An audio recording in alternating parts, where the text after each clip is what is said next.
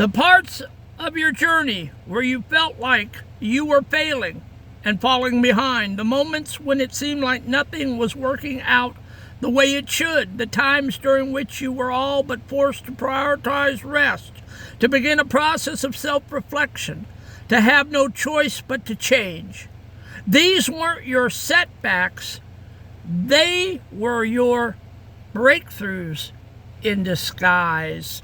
Welcome in. I'm the Hermit Poet, and that came from the Pivot Year Devotion, and we are on day 230, and we are talking about your breakthroughs in disguise, the architect of your pivot.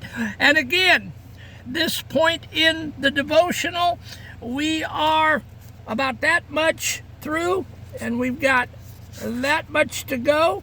And at this stage of the game, I'm coming down harder on you because the year is almost up. We've only got a little bit of August left. Then we've got September, October, November, and December. 4 months, about 120 days, if I calculated it right yesterday. So if you're going to pivot, if you're going to change, and you're going to be different going into 2027, if you're going to be more healed up than you were this year, you're going to have to get going, my man, because that's what this is all about. We weren't up here this year blowing smoke up your hiney. We weren't here playing. I wasn't here patting your head while you lied in the floor. This is about pulling yourself up by your bootstraps, and it's about getting on with your life, okay? And so today we are talking about the architecture of your pivot. And like it said, these weren't your setbacks, they were your breakthroughs in disguise. Okay, every time you thought you were failing, every time you thought you failed, and you quit a job, or you got fired from a job, or you got an F in school, or whatever it was that happened to you, those weren't failures. Those were just setbacks in disguise. So let's do the architecture of the pivot.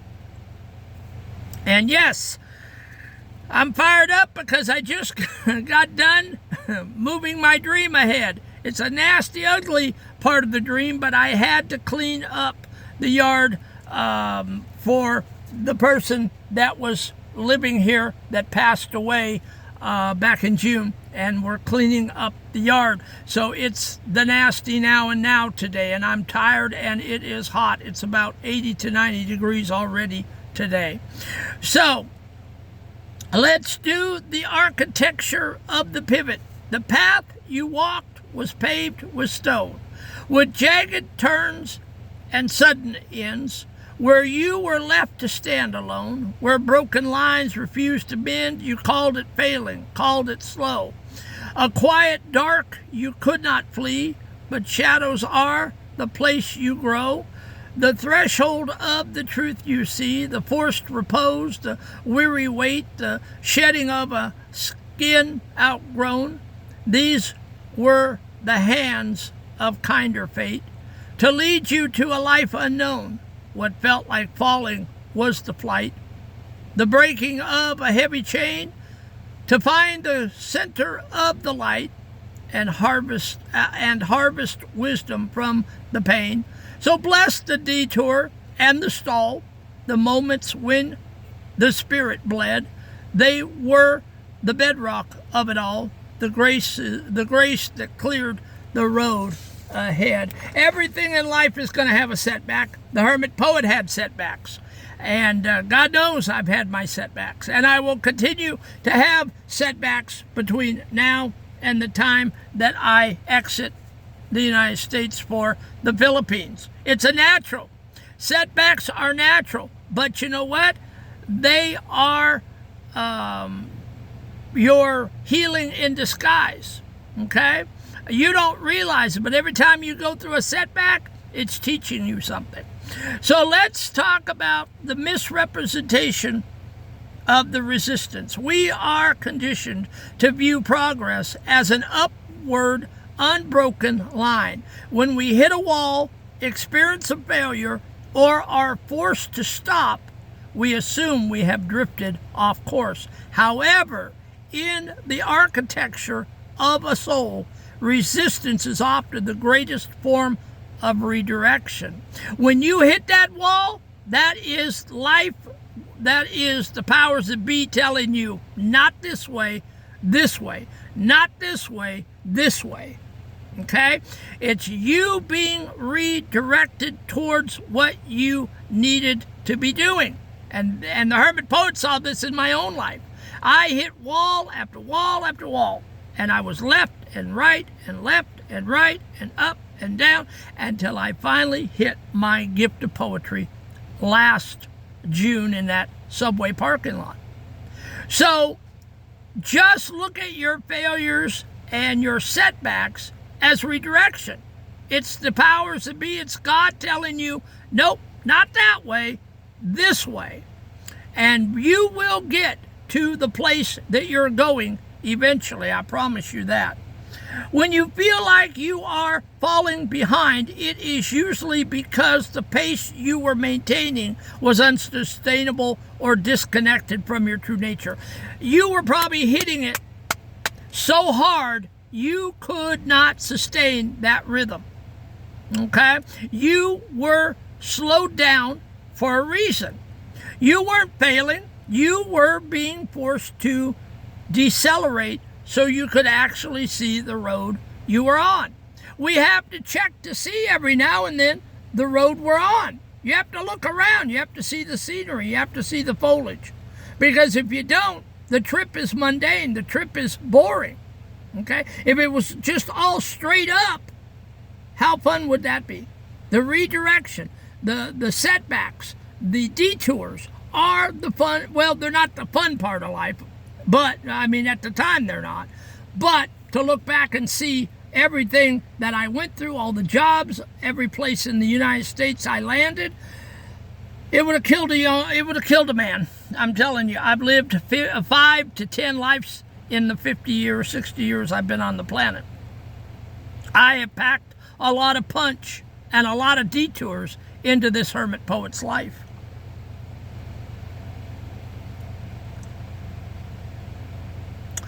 The necessity of the forced pivot. There is a specific kind of breakthrough that only happens when you run out of options. Sometimes you have to run out of options. You have to hit that wall for the last time before you can get a breakthrough. When you have no choice but to change, your ego loses its ability to negotiate. And I'm hoping that this year, with the pivot year and with me as your accountability partner, I hope that you hit a wall so hard you have to change. And if you haven't hit that wall, you will. Okay? You need to pray that you hit your wall and hit it soon so that you will have your breakthrough and you will have your healing. Okay? You cannot just keep on running. Eventually, you're going to exhaust yourself. The forced reflection, the mandatory rest, the periods of nothing working out, these are not punishments. They are interventions. Every time you failed, every time something didn't work out, every time you failed to negotiate something, they were not punishments. They were interventions. The powers that be, God, Allah, the man upstairs, nature, they were intervening on your behalf. They stripped away the unnecessary, the artificial, and the performative. You cannot build a new conscience on a foundation of old distractions. You need the quiet of the setback to hear the clarity of your own next instructions. And this is a wild world we're living in, folks. This is a wild, loud, AI-driven world, and it's hard to hear anybody or even yourself think, for that matter. The failure was simply the tool used to break the illusion. Once the illusion is shattered, the breakthrough is inevitable because you are finally operating from a place of reality rather than a place of denial. The new conscience. This is where the new conscience is born.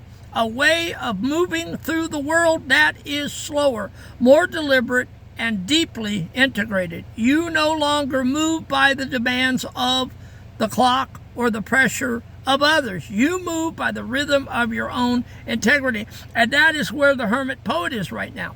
I am moving at my own speed, at my own integrity, and damn the torpedoes, no one is going to tell me different. You are not going to push me on these roads that say 49. You're not going to push me to do 70 and 80. You can go around me. You are not going to force me to work a bunch of overtime and make my 40-hour week blossom into 80. No more. I'll be 61 in November, and I'm slowing down and proud of it. I'm tired of the on the wheel, the rat on the wheel. I'm tired. I'm wore out. Okay, it's not fun anymore. Now, if you're still living that American dream and eating that apple pie and you think that the world is a cakewalk, more power to you. God bless you. I'll send you on your way. But right now, this hermit poet is dancing to my own band. Okay? If you don't get anything else out of this, remember, A, your failures or your setbacks are not failures, and B, you need to be slowing it down so you can concentrate, so you can think and meditate on your life and figure out where you're at. And don't let people in the American dream push you anymore. You move at your own speed. Okay? There's nothing wrong with dancing to your own band. You don't have to be like the Joneses next door. You can mark your own territory. By declassifying your past failures as necessary components of your growth, you gain a sense of agency that you never had before. You aren't just moving forward, you are moving with purpose. You have learned that the failing was just a prerequisite for learning how to stand on your own 2 feet. And that's where the hermit poet is. I have learned to stand on my own 2 feet, and all of those past failures, like Thomas Edison said about the light bulb, 999 times I didn't know I couldn't figure out how to do the light bulb. On the 1,000th time, we created the light bulb. And that's what you need to look about your failures. They're not failures. They're ways that didn't work coming and approaching something. And when the things don't work, they're not failures. They're just different ways of trying to get to the point where you want to be. Okay? You are just discovering new ways to do things. Quit putting yourself down saying, well, I had a setback, it failed. It didn't fail. You just marked it off the list.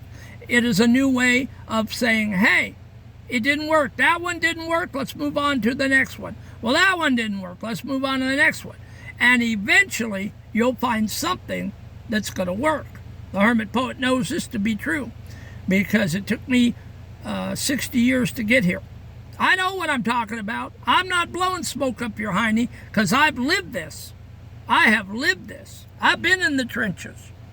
Okay, this is not Joel Osteen teaching you positive gospel here. This is a man that's bled, sweat, and died trying to get to my healing. Now, the meat and potatoes application. Take your most, this is what you're going to do with your hands, your heart, and your head to drive this home to yourself.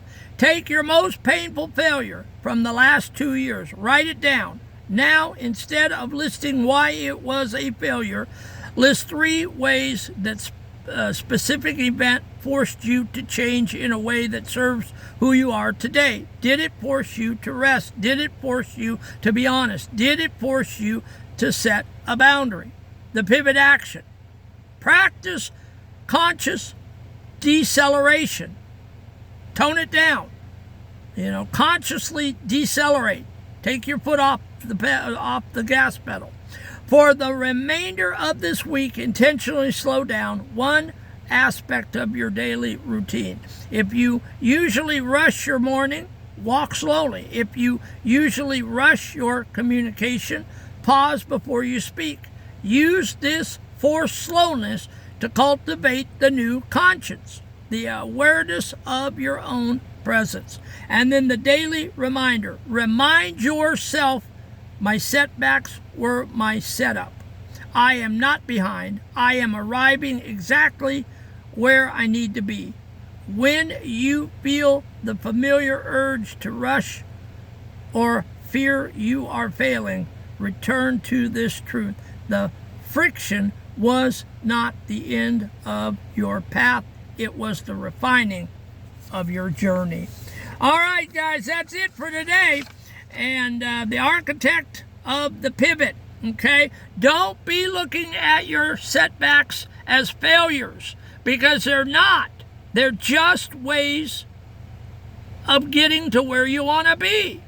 All of that garbage in my life, all of those, when I failed at Walmart, when I failed at this, and when I failed at that, and when I failed at this, and things didn't work out in culinary school, and I didn't go on to have a big door-to-door sales career when I worked for the sales group in Amarillo, and I got out of the hotel business, I got out of the taxi cab business. I did so many things I can't even name them all.